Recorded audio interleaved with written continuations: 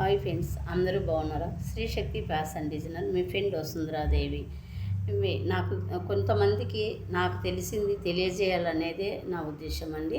ఇది ప్రతి ఒక్కరికి ఉపయోగపడేదే నేను చెప్పే స్టోరీ. అందువల్లనే ఈ స్టోరీలో రియల్ స్టోరీ ఇది కడపలో కడప జిల్లాలో కడపలో ఇది జరిగింది. ఇప్పుడు ఒక అన్నయ్య ఉన్నాడనమాట. ఆ అన్నయ్య వచ్చేసి మ్యారేజ్ అయింది. ఆయనకు 2 పిల్లలు పుట్టారు. వాళ్ళని చదివించాడు, మంచి చదువులు మంచి జాబు ఇప్పించాడు, మ్యారేజ్ చేసేసాడు. ఒకరు అమెరికాలో ఉంటారు, ఒకరు పక్కన వేరే ఊర్లో ఉంటారు. ఒక పాప ఒక బాబు అనమాట.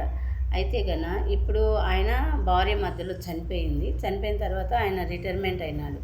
రిటైర్మెంట్ అయిన తర్వాత మనీ వచ్చింది, ఒక 60 లక్షలు మనీ వచ్చింది. మనీ వస్తే ఆయన ఏం చేశాడంటే 30 లక్షలు పాపకు, 30 లక్షలు బాబుకి ఇచ్చాడనమాట. ఆయనకు పింఛని 18,000 వస్తుంది. ఆ 18,000లో 8,000 కిరాయి కట్టేసుకొని 10,000 నాకు ఫుడ్కి సరిపోతుందిలే అని అనుకున్నాడు ఫస్ట్ టైము. అనుకొని పిల్లలకి ఉండేది నాకెందుకు, పిల్లలకి ఇచ్చేద్దామనేసి ఇచ్చేశాడు. పిల్లల మీద ప్రేమతో ఇచ్చేశాడు అనమాట. అతను వచ్చేసి కొద్ది రోజుల తర్వాత హెల్త్ బాగలేకుండా పోయిందనమాట. అప్పుడు హెల్త్ చూపించుకోవాలంటే మనీ కావాలి. ఇంటికి రాయి ఫుడ్కు 18,000 అమౌంట్ సాలటం లేదు. అందుకు అప్పుడు బాబుకి కానీ ఫోన్ చేస్తే అప్పుడు బాబు వచ్చేసి నేను బిజీలో ఉన్నాను, ఫోన్ మళ్ళీ చేస్తానని చెప్పేసి బాబు ఫోన్ పెట్టేస్తాడనమాట. పాపకు చేస్తే పాప అస్సలు ఫోనే ఎత్తటం లేదంట. ఆ విధంగా చాలా రోజులు తను ఇబ్బంది పడ్డాడనమాట. ఇబ్బంది పడి ఒక లెటర్ రాసేసి ఆయన చనిపోయాడు.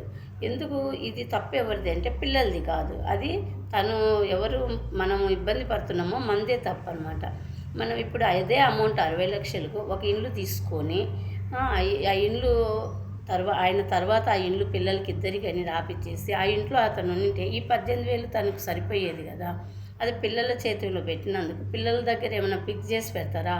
మన నాన్నకు హెల్త్ బాగాలేనప్పుడు పెడదామని వాళ్ళు ఫ్యూచర్లో నేను మా నాన్నను బాగా చూసుకోగలుగుతాను అన్నట్టుగా ఏ బిజినెస్లో పెడతారో, ఏ గోల్డో, ఏ ల్యాండో దేంట్లో దాంట్లో అమౌంట్ పెట్టేస్తారు మనం ఇచ్చినాక. అది ఓకే, అది ఉత్పత్తి అయితే అవుతుంది, లేకపోతే లాస్ అవుతుంది. అప్పుడు వాళ్ళు ఇబ్బంది పడతారు, మనల్ని ఇబ్బంది పెట్టిస్తారు.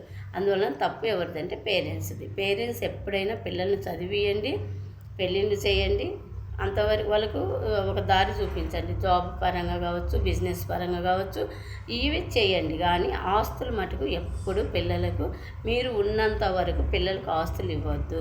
మీకు ఆ ఆస్తి గుండా ఒక భూమి పరంగా కావచ్చు, ఇంటి పరంగా కావచ్చు, మీకు ఆ నుంచి వచ్చే ఇన్కమ్ మీరు తినంగా మీ చేత్తో మీ మనమళ్ళకు కావచ్చు, మీ పిల్లలకు కావచ్చు, లేదా బయట వాళ్ళకు కావచ్చు ఇచ్చి తట్టుగా మీరు ముందుకు సాగిపోయేటట్టు ఉంటే అప్పుడు మీ ఈ సమాజంలో ఏ తండ్రులు ఇబ్బంది పడరు.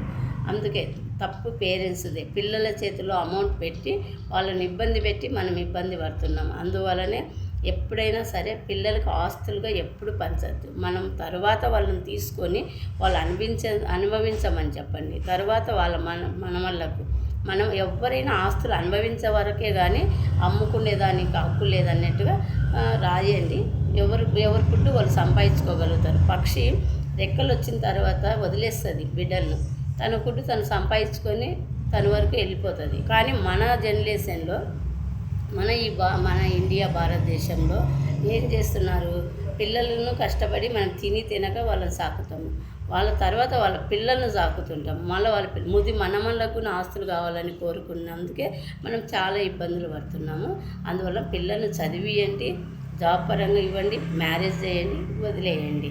అంతవరకు ఆస్తులు ఎప్పుడు పంచద్దు. ఆ ఆస్తి గుండా మీరు అనుభవించండి, తర్వాత మీ కొడుకులు, తర్వాత మీ మనవాళ్ళు. అప్పుడు ఎవ్వరు సమాజంలో ఎవ్వరి మీద ఆధారపడి బతకాల్సిన అవసరము ఉండదు అని నాకు తెలిసిన అనుభవం మీకు తెలియజేస్తున్నా.